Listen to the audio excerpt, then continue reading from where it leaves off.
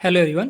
तो जैसा कि हम लोग स्टार्ट किए थे क्लास 6 का हिंदी बुक, जिसका चैप्टर 9 तक कंप्लीट हो गया है। अगर आप लोग उस वीडियो को नहीं देखे हैं तो डिस्क्रिप्शन में लिंक है, और साथ के साथ आपको चैनल के प्लेलिस्ट में भी मिल जाएगा क्लास 6 हिंदी बुक कर करके, वहाँ से भी आप जाकर देख सकते हो। तो आज हम लोग क्लास 6 का हिंदी बुक का चैप्टर 10 पढ़ेंगे, ठीक है, 10, जिसका नाम है भीष्म की प्रतिज्ञा, ठीक है, जिसके लेखक हैं वशिंधर श्रीवास्तव, ठीक है। तो इसका हम लोग आज प्रश्न अभ्यास करेंगे। तो पाठ से हम लोग स्टार्ट करते हैं। पहला प्रश्न है, शांतनु कहाँ के महाराजा थे, ठीक है। शांतनु कहाँ के महाराजा थे? उत्तर लिखेंगे, शांतनु हस्तिनापुर के महाराजा थे। अगला प्रश्न है, निषाद राज ने राजा से अपनी कन्या के विवाह के लिए क्या शर्त रखी? तो लिखेंगे इसका, निषाद राज ने राजा से अपनी कन्या के विवाह के लिए सत्यवती की संतान को राजगद्दी का अधिकारी होने की शर्त रखी, ठीक है। चलिए अगला प्रश्न लिखेंगे, राजा को निषाद राज की शर्त मानने में क्या कठिनाई थी? तो इसका उत्तर लिखेंगे, राजा को निषाद राज की शर्त मानने में देवव्रत को युवराज पद से वंचित करने की कठिनाई थी। देवव्रत वीरों में श्रेष्ठ, अस्त्र विद्या में परंपरागत तथा प्रजाप्रिय थे। ऐसे देवतुल्य पुत्र के साथ ऐसा अन्याय करना राजा के लिए असंभव था, ठीक है। चलिए अगला प्रश्न देखते हैं, प्रश्न 4। देवव्रत ने हस्तिनापुर की गद्दी पर नहीं बैठने की प्रतिज्ञा क्यों की? तो इसका उत्तर हम लोग लिखेंगे, देवव्रत ने हस्तिनापुर की गद्दी पर नहीं बैठने की प्रतिज्ञा पिता की प्रसन्नता के लिए की। यदि वह ऐसा नहीं करता तो राजा सत्यवती को पाने से वंचित रह जाते, उनकी पितृभक्ति पर प्रश्न चिन्ह लग जाता, इसीलिए उन्होंने ऐसी प्रतिज्ञा की। अगला प्रश्न है, देवव्रत का नाम भीष्म क्यों पड़ा? इसका उत्तर लिखेंगे, देवव्रत का नाम भीष्म इसलिए पड़ा क्योंकि उन्होंने पिता की खुशी के लिए आजीवन ब्रह्मचारी मतलब अविवाहित रहने की प्रतिज्ञा की थी। ऐसी कठिन प्रतिज्ञा करने वाला ना अब तक हुआ था और ना होगा। इसी भीषण प्रतिज्ञा के कारण उनका नाम भीष्म पड़ा। चलिए अगला प्रश्न है 6। देवव्रत ने देवराज की शर्त क्यों मान ली? ऐसी सही कथन के आगे सही का चिन्ह निशान लगाइए, ठीक है। चलिए तो ये कुछ है, जैसे क में दिया हुआ है, वह राजा नहीं होना चाहता था, तो ऐसा भी नहीं था। ख में है, उन्हें निषाद राज को प्रसन्न करना था, तो ये भी नहीं था। वह ब्रह्मचारी बनकर यश करना चाहता था, ये भी नहीं है। वह अपने पिता को सुखी देखना चाहता था, तो ये सही है, ठीक है। चलिए अब हम लोग प्रश्न 7 देखेंगे, जो कि मिलान करना है। यह स्तंभ क और स्तंभ ख में है।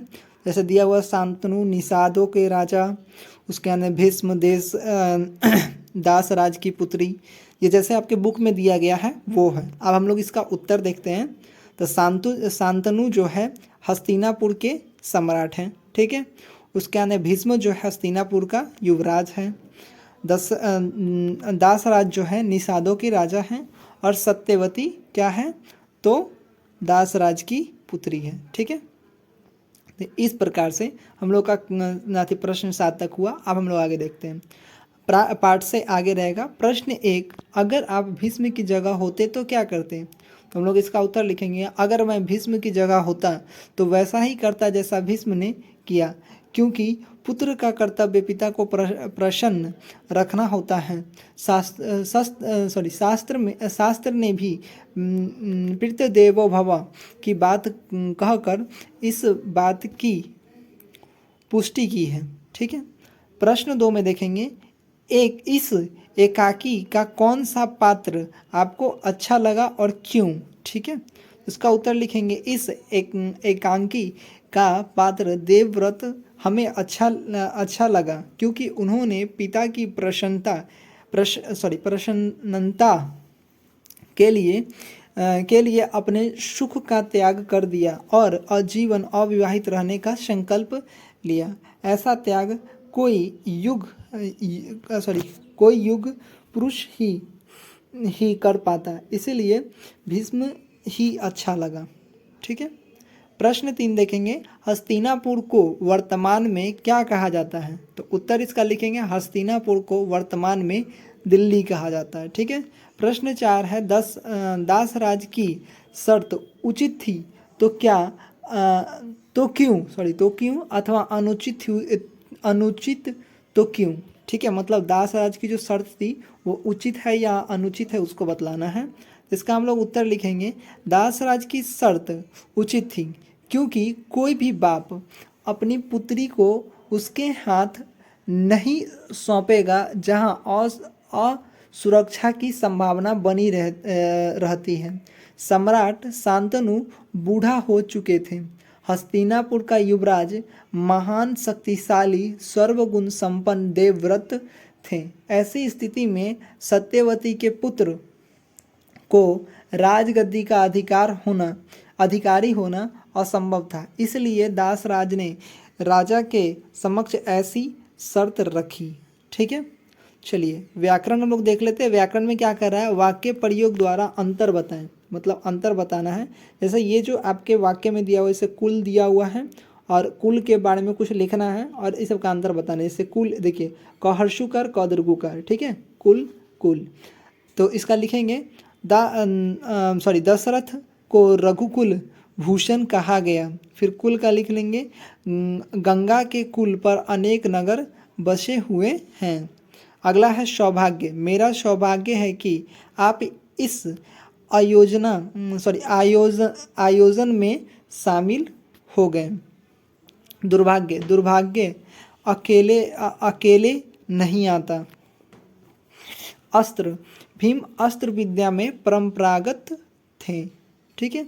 शस्त्र, आज अनेक प्रकार के शस्त्रों का निर्माण हो गया है। पूरी, इसी पूरी में मेरा निवास है। अगला है पूरी, राम ने पूरी किताब याद कर ली। ठीक है। चलिए अंगा देख लेते हैं। सेवा, अपाहिजों की सेवा अवश्य करनी चाहिए। ठीक है। और ये आ जाता है आपको शुश्रूषा। ठीक है, नौकर की शुश्रूषा से मालिक, जो दशा भी बोल सकते हैं। ठीक है, इसके बदले हम लोग से मालिक दंग हो जाता है। प्रश्न 2 है हम लोग का, निवास स्थान में योजक चिन्ह लगे हुए हैं। इस तरह के अन्य उदाहरण पाठ से चुनकर लिखिए। जैसे उत्तर, स्नेह मतलब सूत्र, नारी रत्न,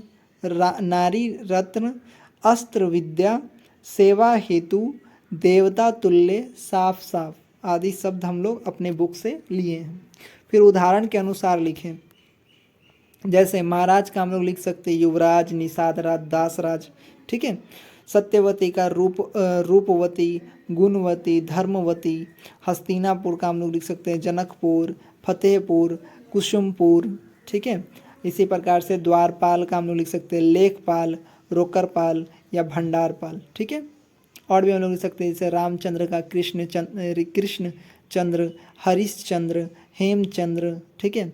रानी का लिख सकते हैं नौकरानी, पटरानी, महारानी। ठीक है। इंद्रपुरी का धर्मपुरी, जगन्नाथपुरी, देवपुरी। ठीक है। इस प्रकार से हम लोग इस चीज़ को लिख सकते हैं। चलिए कुछ करने को है। इसमें क्या कर रहा है, इस एकांकी का अभिनय बाल सभा में कीजिए। ठीक है।